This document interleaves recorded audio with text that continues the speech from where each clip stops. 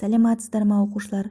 Бүгінгі сабағымыздың тақырыбы қисық сызықты трапеция және оның ауданы анықталған интеграл. Сабағымыздың мақсаты қисық сызықты трапецияның анықтамасын біледі. Sx тең болады f ат v минус f ат a формуласын қисық сызықты трапецияның ауданын табуға қолданады. Алдымен алдыңғы тақырыпты қалай меңгергеніңізді анықтау үшін сәйкестендіру тапсырмасын орындаймыз. Берілген сілтемеде немесе QR-код арқылы анықталған интегралды есептеп жұбын табыңыз. Бірінші мысал, 3x квадрат плюс 4y тең болады 0 және 2x плюс 4y плюс 1 тең болады 0 сызықтарымен шектелген қисық сызықты трапецияның ауданын табыңыз. Алдымен бір координаталық жазықтықта берілген функциялардың графиктерін салайық. Берілген түзу мен параболының қиылысу нүктелерін анықтау үшін функцияларды теңестіріп теңдеу шешеміз. x1 минус 3-тен 1-ге, x2 1-ге тең болды. Яғни бұны интегралдың шектері деп аламыз. Ауданды табу үшін интеграл есептейміз. Шегі минус 3-тен 1-ге дейін. Жоғарғы функция минус 4-тен 3x квадрат минус төменгі функция минус x бөлінген 2 минус 4-тен 1. Интегралды есептеп, жоғарғы шегінен төменгі шегін азайтқанда мәні 27-тен 8 квадрат бірлік шығады. Екінші мысал. Y тең болады 4x минус x квадрат және y тең болады 0, x тең болады 0, x тең болады 5 сызықтармен шектелген қисық сызықты трапецияның ауданын табыңыз. Y тең болады 4x минус x квадрат параболасымен түзулерді кескіндейміз. Берілген түзулер мен параболаның графигі бойынша AV аралығын 2 бөлікке бөліп қарастырамыз. Графиктен байқап тұрғандарыңыздай, шектерін 0-ден 4-ге дейін және 4-тен 5-ге дейін деп 2 бөлікке бөліп қарастырамыз. Және оларды бір-бірінен азайтамыз.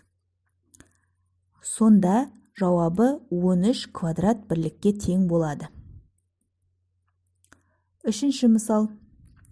Y тең болады минус 2 плюс модуль x және y тең болады минус x квадрат сызықтармен шектелген қисық сызықты трапецияның ауданын табыңыз. Бір координаталық жазықтықта берілген функциялардың графиктерін салсақ, байқап отырғандарыңыздай, графикті 2 бөлікке бөліп қарастыруға болады. Яғни, шегін 0-ден 1-ге дейінгі аралықты есептеп, оны 2-ге көбейтсек, жалпы ауданды таба аламыз. Алдымен интеграл 0-ден 1-ге дейін минус x квадрат плюс 2 минус x dx интегралын есептеп шектерінің мәнін қойып, шыққан мәнді 2-ге көбейтсек, 3-тен 7 квадрат бірлік деген жауабы шығады. Оқулықтан 56-шы бет 112-ші есепті шығарайық. Біріншісі, төмендегі қисықтармен шектелген фигураның ауданын табыңыз. Алдымен бір координаталық жазықтықта функциялардың графиктерін салайық. Шектері 0-ден 4-ге дейін болатын 2 функцияны жеке-жеке интегралын есептеп аламыз. Бірінші, 0-ден 4-ге дейін интеграл 2 түбірасты x dx-ті есептеген кезде мәні 3-тен 32-ге тең болды. Екінші функциямыздың 0-ден 4-ге дейін x квадрат бөлінген 4 dx-ті есептеген кезде 3-тен 16-ға тең болды. Яғни жоғарыда жатқан функциядан төменгісін азайтсақ, мәні 5,3-тен 1. Яғни берілген қисығымыздың ауданы 5,3-тен 1 квадрат бірлікке тең болады. Екіншісі, y тең болады косинус 5x, 5 дәрежесіндегі x, синус 2x. Y тең болады 0 және x 0 мен π бөлінген 2 аралығында.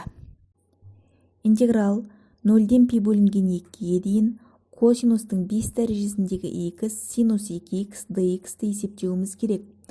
Есептеуді жүргізу үшін синус 2x-тің формуласын орнына қойсақ, яғни синус 2x-тің орнына 2 синус x көбейтілген косинус x-ті қоятын болсақ, косинус 6 дәрежесіндегі x синус x dx интегралын есептеуіміз қажет. Есептеуді жүргізу үшін екі тәсілді қолдануға болады. Біріншісі айнымалыны алмастыру тәсілі және екінші дифференциал астына енгізу тәсілі. Айнымалыны алмастыру тәсілі бойынша косинус 6 дәрежесіндегі x синус x dx-ті есептеген кезде косинус x-ті t деп белгілеп аламыз. Яғни одан туынды табатын болсақ, косинустың туындысы минус синус x, t-ның туындысы dt деп алып, берілгені бойынша орнына қойсақ, минус t-ның 6 дәрежесіндегі dt шығады. Одан интеграл есептесек, минус t-ның 7 дәрежесі бөлінген 7 плюсы алғашқы функциясын аламыз. Бастапқы бойынша t-ның орнына косинусты қайтадан қоятын болсақ, минус косинустың 7 дәрежесіндегі x бөлінген 7 плюсы шығады.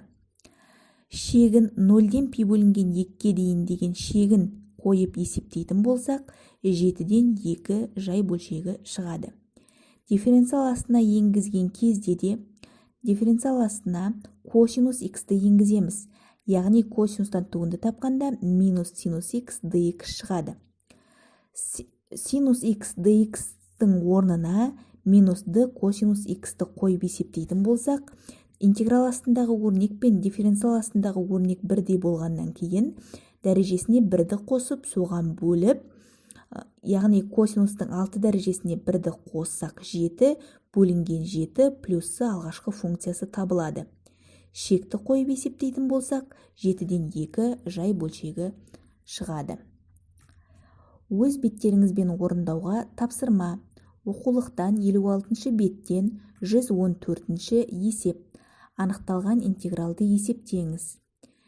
Берілген есептердің ішінен 5-ші есепті шығару үшін дескриптор ұсынылды. Бөліктеп интегралдау әдісін қолданады, алғашқы функциясын табады және Ньютон-Лейбниц формуласы көмегімен есептейді. Берілген сілтемеде немесе QR-код арқылы есепті шығарып, өз-өзіңізді тексеріңіз. Берілген есептегі шектерін тауып, Ньютон-Лейбниц формуласы бойынша өз біліміңізді тексеріп, тексеру батырмасын бассаңыз, қаншалықты меңгергеніңіз тапсырманы қалай орындағаныңызды тексеруге болады. Өз бетімен орындауға тапсырмалар. Оқулықтан 53-ші беттен 102-ші есеп. Қисықтармен шектелген фигураның ауданын табыңыз. Дескриптор берілген функциялардың графиктерін салады. Қиылысу нүктелерін табу үшін берілген функцияларды теңестіріп теңдеу шешеді. Функциялардың алғашқы функциясын табады. Ньютон-Лейбниц формуласы көмегімен есептейді. Және де өз бетіңізбен берілген сілтемеде немесе QR-код арқылы Білімланд порталында тест тапсырмасын орындап, бөлімді қандай дәрежеде меңгергеніңізді тексере аласыз. Тақырыпты толық игеруге пысықтауға арналған дереккөздер ретінде 11-ші сыныпқа арналған алгебра және анализ бастамалары оқулығы және Білімланд KZ порталынан сізге сілтеме берілді. Назарларыңызға рахмет. Сау болыңыз.